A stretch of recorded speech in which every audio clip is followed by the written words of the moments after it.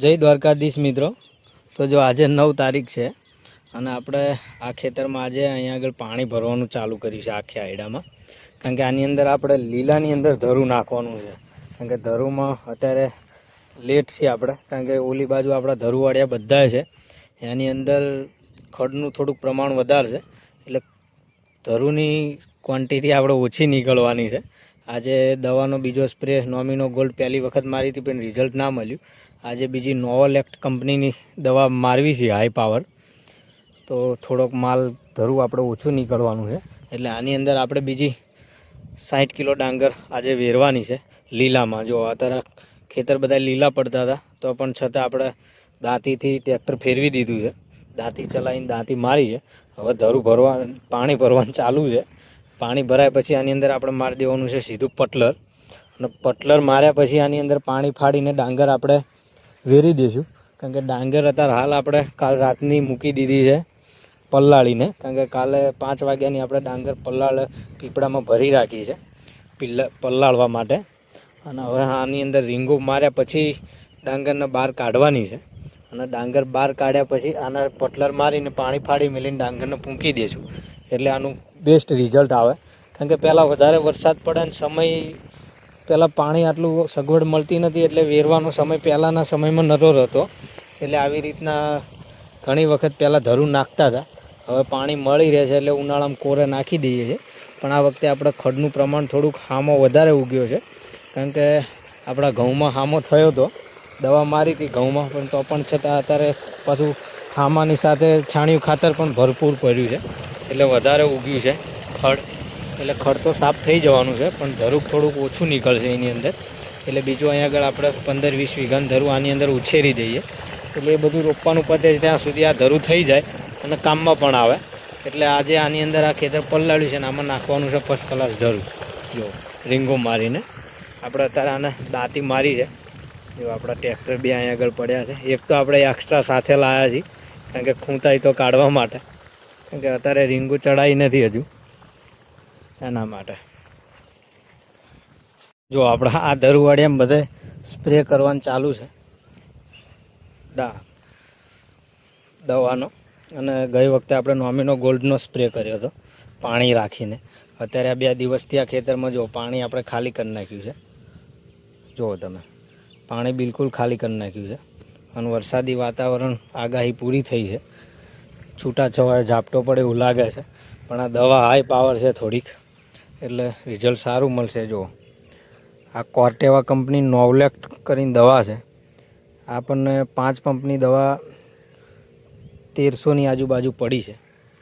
જો આપણે લીધી છે વધારે 20 પંપની, પણ આ 5 પંપની પ્રાઇસ 1300 રૂપિયા છે.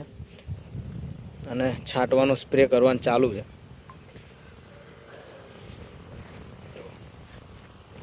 ખડનું પ્રમાણ હામાનું થોડુંક વધારે છે, ડાંગરે છે અને હામોય છે, બંને. જેટલું પડે એટલું ખરું, આમાંથી જેટલું આપણે નીકળે એટલું ખરું.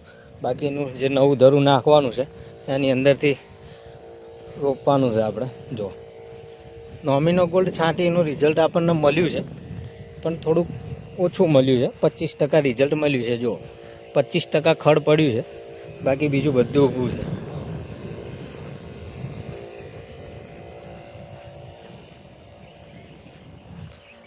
સેમ પોઝિશન બધા જ 4 ધરુવાળિયામાં આ પોઝિશન છે. ખડનું પ્રમાણ વધારે, કારણ કે ડાંગર જેટલી ઉગી છે એટલું ખડ ઉગ્યું છે જોડે જોડે. જો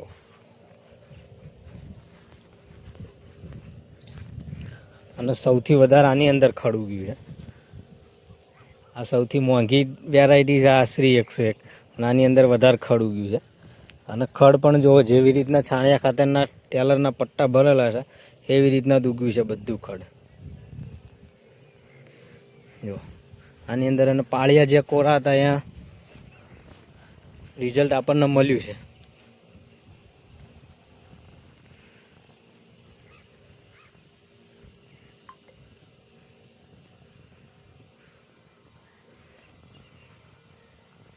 જો આજે 10 તારીખ છે અને આપણે આ કામ આજે ચાલુ કર્યું છે 10 તારીખનું, દાંતી મારવાનું. કારણ કે હવે આપણે બધી જ જમીનમાં મોરાપ આવી જાય છે ફર્સ્ટ ક્લાસ, એટલે દાંતી મારવાની છે. અને જો આમાં છાણિયું ખાતર ભરેલું છે આ જમીનમાં, એટલે આ વખતે ખડનું ઉપદ્રવ વધારે છે. ધરુમાંય ફર્સ્ટ ક્લાસ મોટું ખડ ઉગ્યું છે, અને જો આ ખેતરમાંય ફર્સ્ટ ક્લાસ ઉગ્યું છે. સિંગલ દાંતી મારી છે અત્યારે. 1-2 દિવસ તપે પછી આને આમનું ફેરવીને આપણે ડબલ કરીશું. જો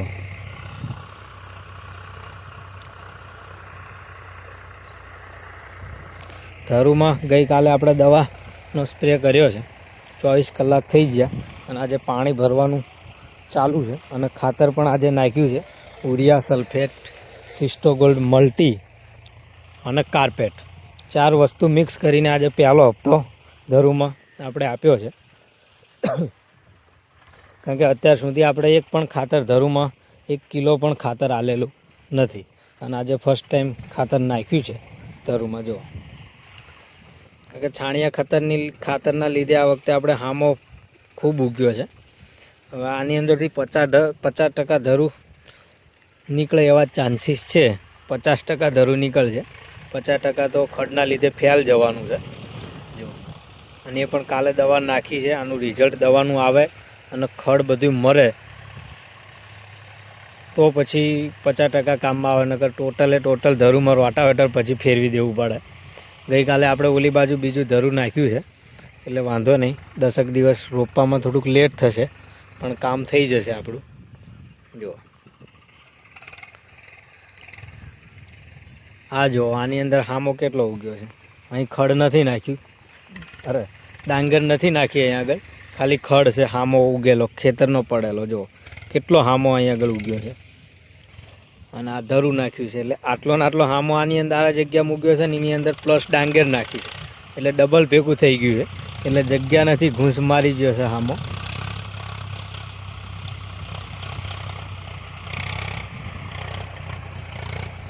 જો આજે આપણે દાંતીનું મુહૂર્ત કર્યું છે. 2 દિવસ પછી આપણે 5-6 દિવસ સતત આપણે હવે દાંતી મારવાનું કામ ચાલુ રાખવાનું છે. કારણ કે બધી જ જમીનમાં ડબલ દાંતી ફર્સ્ટ ક્લાસ મારી દેવાની છે. વરાપ ફર્સ્ટ ક્લાસ આવી જાય છે. માપનો વરસાદ પરફેક્ટ પડ્યો છે ધરુના ખેડ કરવાના દાવનો, એટલે આપણે ખેડ કરી દેવાની છે. જો બહુ નજીક ના લઈ, નગર નહીં નીકળે, સ્લીપું મારી જશે.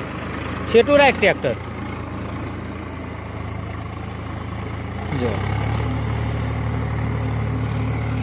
આ છોડવા આપણે પાળી ઉપર ઝાડ રોપ્યા, બધા જ ગઈ સાલ રોપ્યા હતા.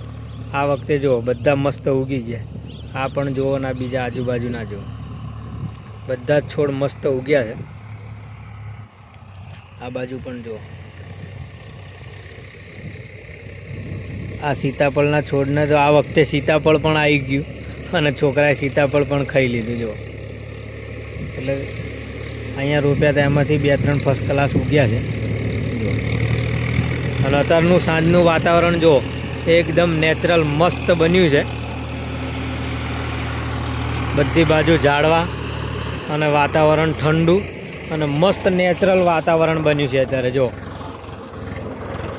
એને આપણે ધરું નાખ્યું છે આ જો, અને આ ધરું વાળ્યા આપણા